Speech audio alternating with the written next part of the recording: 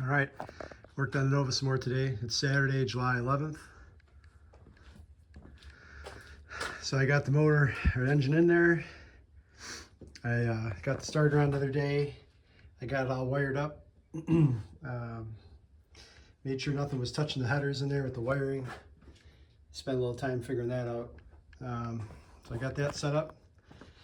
I got both headers on. This set's really easy. This header, just right in from the top, bloop, goes right in, real easy. This one here is a little bit more challenging, but not too bad really.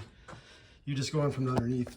So I jacked the car up and got it up pretty high actually, and then slid it up underneath there, put some rags around stuff so I didn't gouge up the headers, and they went on pretty straightforward. It would have took me probably 10 or 15 minutes, except this hole here for that bolt, the bolt wouldn't go through, because I think when they recoated these, they ceramic coated them, there must have been some buildup or something on there, or a burr. So the bolt wouldn't go through. Of course, that's after I got it mounted and stuff, right? That was the last bolt I was putting in. So I had to undo everything and then get a file, pull it back and get a file and kind of go back and forth a bunch of times, do some sandpaper, put an old bolt through there. That took me the longest time really. But now I got them all mounted up and stuff. It's still a tight fit right there. You can see there's like virtually no room, a little bit. It's better than it was. Before it was touching, now it's like maybe got a hair or a 1/16 of an inch maybe in there. Probably should have dented it a little more than I did, but I don't want to go ape on it. But it clears, it fit. Those plugs are just sitting in there for now so junk doesn't get in the cylinders. And then let's see, I put the crank pulley on, tighten that down, water neck and thermostat. I got the wiring and throttle cable, kick down cable kind of undone. They're all zip tied up there. Oil pressure sensor line there is installed. That fitting, put that in there. I got to thread this one in all the way. I just put it in there for now. I just set the valve covers on there just because they look cool. But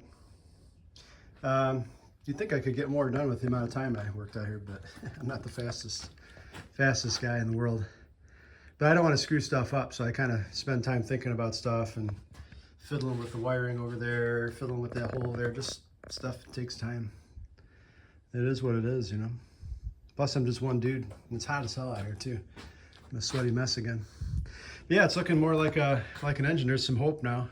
So tomorrow, my goal is to get the water pump on, get that squared away, get the fuel pump on, get that fuel line all squared away there, run the fuel line up there so it's ready for the carb, water pump, and then get the power steering pump back on, and then potentially get the belts on there too, maybe. We'll see. And then after that, I gotta think about getting the radiator in here and all that kind of stuff.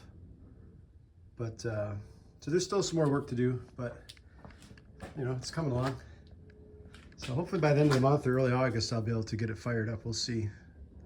I'm working a lot of hours right now for Q2 close, but I'm trying to come out at night when I can. And I worked a lot of today. I'll probably work some tomorrow out here. So it's coming along. It's looking good. I think it's going to be badass once it runs, man. Yeah, it should make about, I did the math on it. Well, I used like a calculator online, right? Plugged in all the specs on this engine, and it came out to like 435 to 440, maybe 445 horse. I don't know if it'll hit 450, but it should hit somewhere between 430 and 440, somewhere in there at the crank. So it should be enough to get it to run high 11s if it hooks and stuff. So we'll see. But anyway, that's it for now. See ya.